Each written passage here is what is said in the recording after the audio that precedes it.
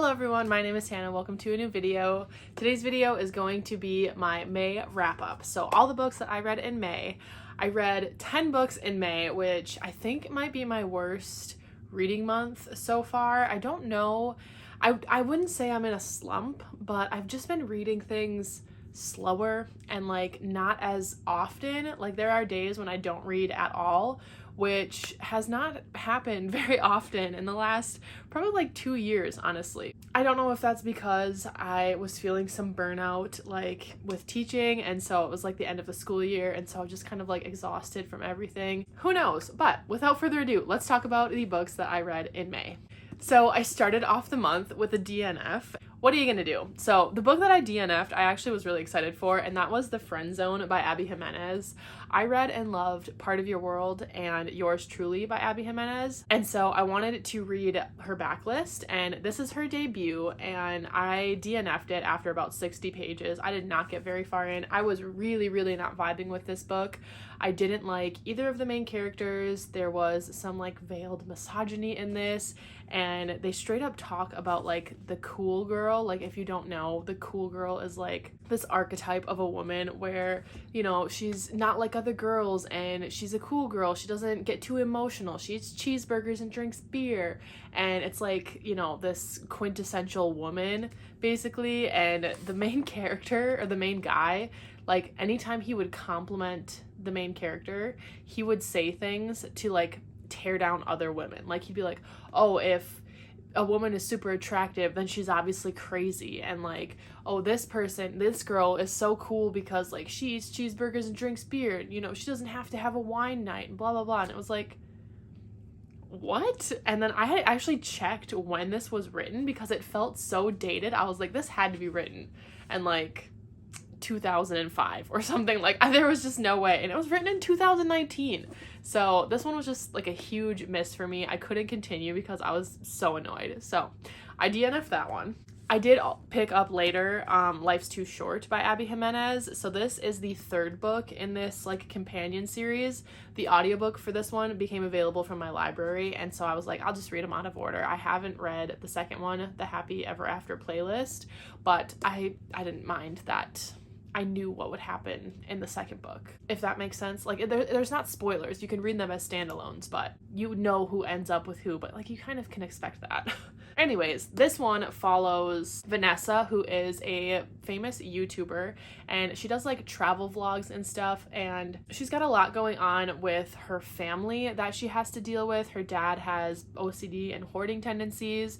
Her little sister has a drug addiction, and she like dumped her infant baby off with Vanessa and was just like, I can't handle this, like you take care of this baby. So Vanessa is taking care of this baby, and the neighbor in her apartment building like comes over one night to help her like with this crying baby or whatever, and then they end up developing a really cute friendship and then a really cute relationship from that. And it's all about living life to the fullest, and like you never know when one moment is going to be your last, because Vanessa potentially has ALS, which is like a very life-threatening illness, and there's no cure for it or anything. And so she has like started this YouTube channel to travel the world because she wants to live life to the fullest, because life's too short. It definitely deals with a lot of heavier topics, despite the like bright yellow cover and the cutesy rom-com feel to it.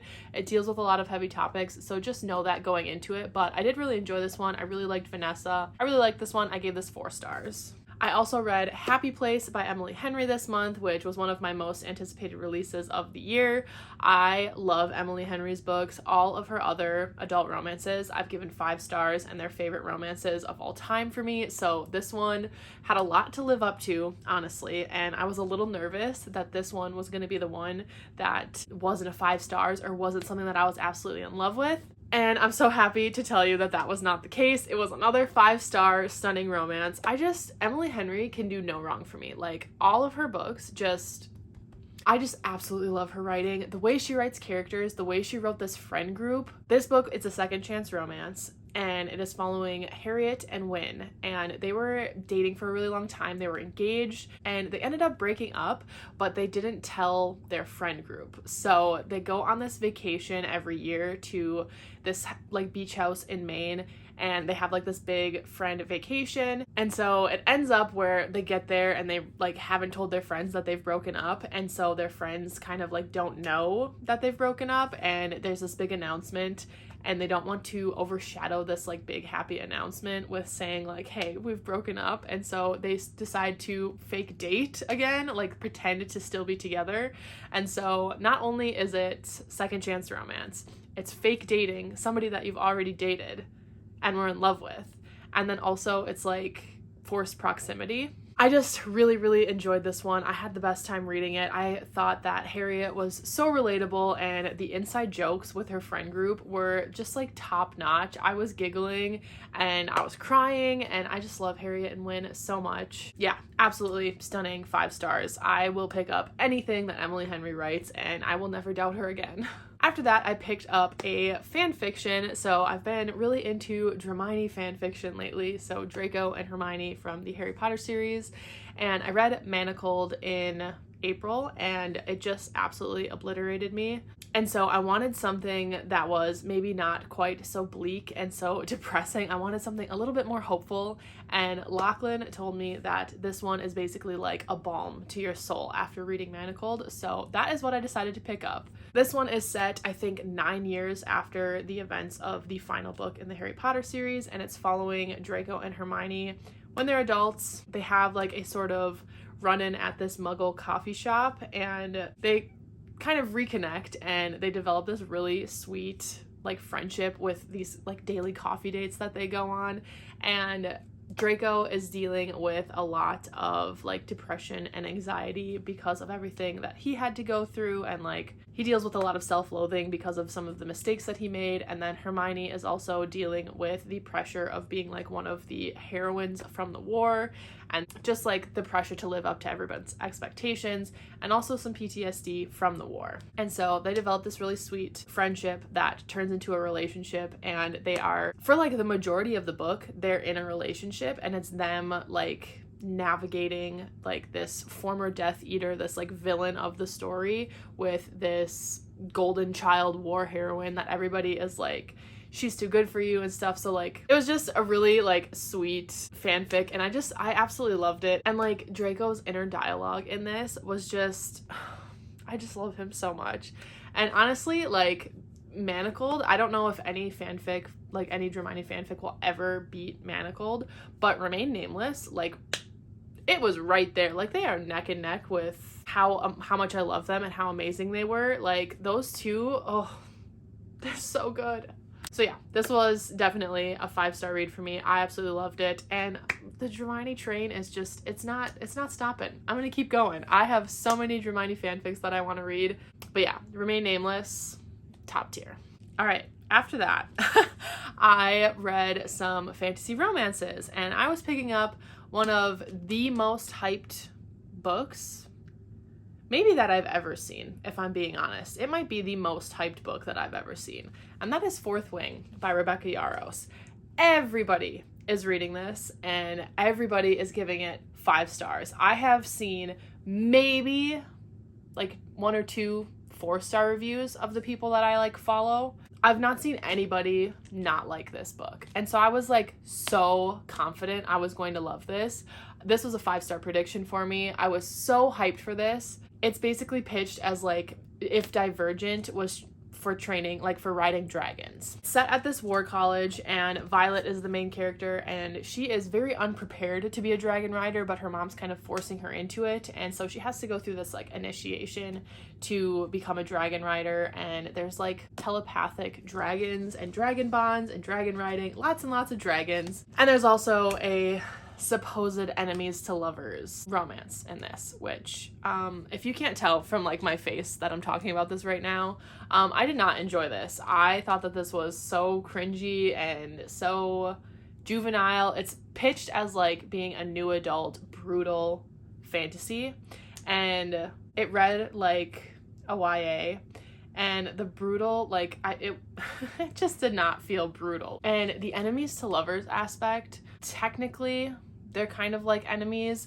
but there's no animosity, in my opinion. That hate to love, that is not there.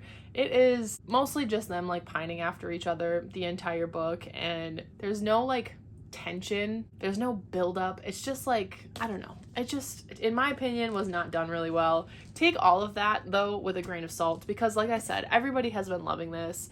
I am definitely the unpopular opinion here. I wanted to love this so badly, and it pains me to be on the outside looking in for this book. But yeah, I just thought Violet was really annoying and naive, and everybody's like, oh, she's such a badass. And I'm like, can you show me where? Because I did not see that. I don't know. I do not see what everyone else is seeing with this book. I did not enjoy it. I gave it 2 stars because of the dragons. The only thing that I liked out of this was the dragons. That part was cool. The world is cool, but everything else, no bueno.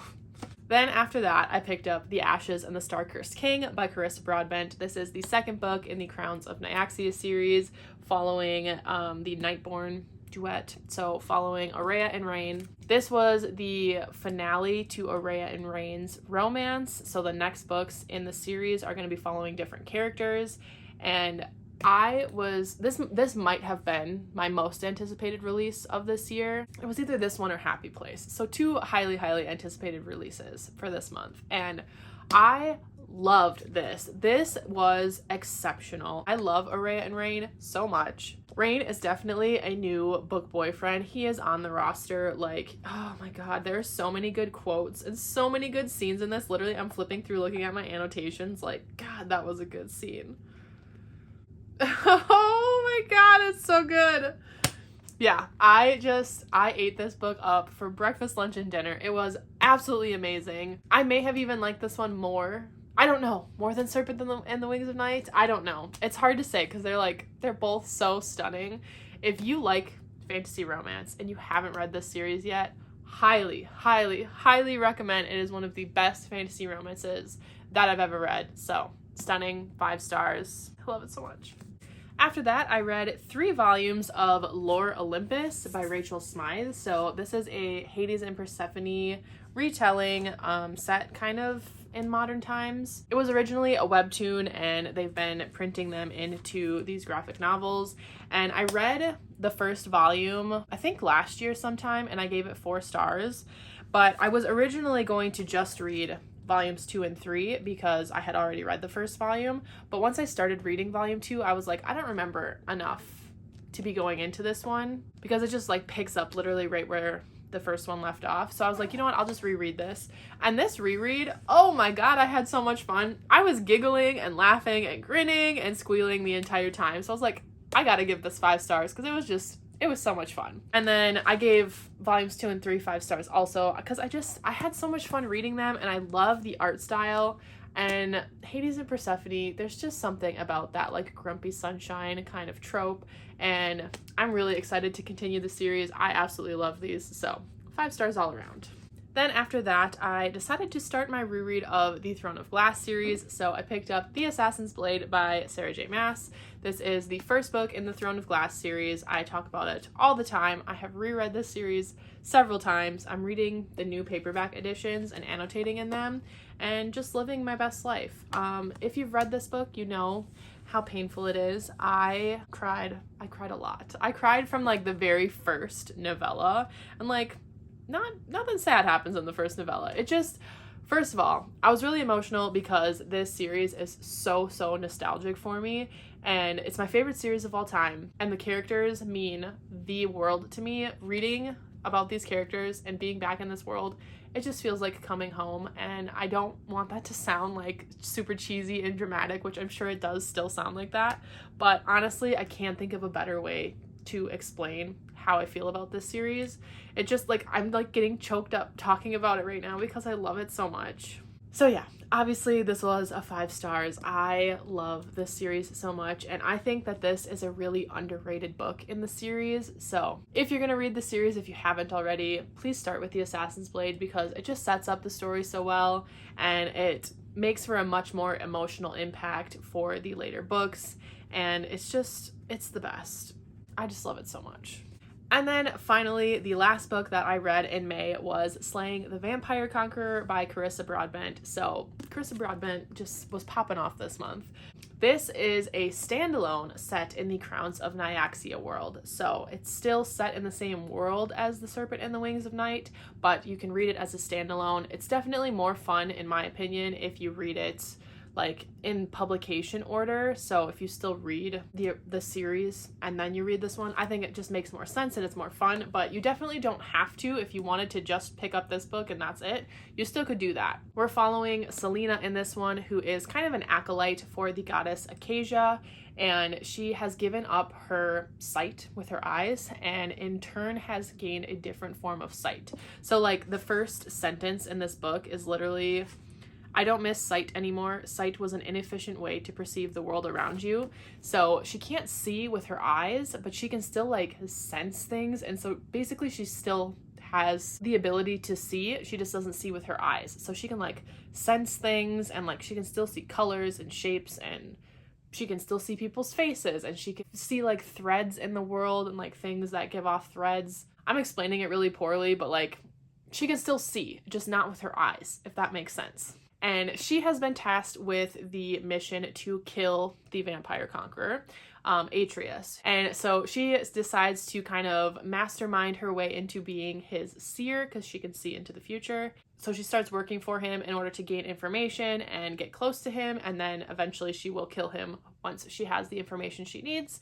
And in that process, she ends up realizing that maybe he's not all bad, and maybe some of the stuff that she has been taught her whole life isn't exactly quite right. And so it's like, honestly, one of my favorite setups is the sent to kill them and then end up falling in love with them. I absolutely love that. I really liked Selena. I really liked the romance. However, it did not hit quite as much as like Araya and Rain's romance did. It's there, but it's definitely more subtle than Araya and Rain's romance. I shouldn't compare them, but I did because, I mean, it's the same world, it's the same author, so like it's really hard not to. But I really, really did like the romance and like what we got, but I would have liked a little bit more from it. I had a really great time reading this one. It's definitely more action-packed, it's more plot-focused than it is romance-focused. I love Atreus, I love him so much. I had a really fun time reading this one. It was a 5-star prediction and I ended up giving it 4 stars. I did really like it. It just didn't give that 5-star feeling, if you know what I mean. So yeah, those are all of the books that I read in May. Like I said, it was a little slower of a reading month, but it wasn't a bad reading month because I had a lot of 5-star reads. Like Happy Place lived up to every expectation that I could ever have had for it. Same with The Ashes and the Star-Cursed King. Those are going to be favorite books of the year. The Lore Olympus series rereading Assassin's Blade. I just had a really good reading month, even though I did have a couple duds this month, but I still had a good reading month, even though my quantity wasn't as high as it usually is. The quality was still there. If you made it to the end of this video, leave the pink heart emoji down in the comments down below and let me know if you've read any of these, what your thoughts were, or let me know if you had any 5-star reads in May because like I said, I had a lot. I had a good time. If you like this video, you can let me know by liking and subscribing down below. And if you're looking for more bookish content from me, I have my Goodreads and my Instagram linked down below, and I'm pretty like diligent about posting on both of those and updating my Goodreads and stuff. So if you want more from me, you can follow me on there. And thank you again so much for watching this video. I really appreciate it, and I will see you all in my next one. Bye!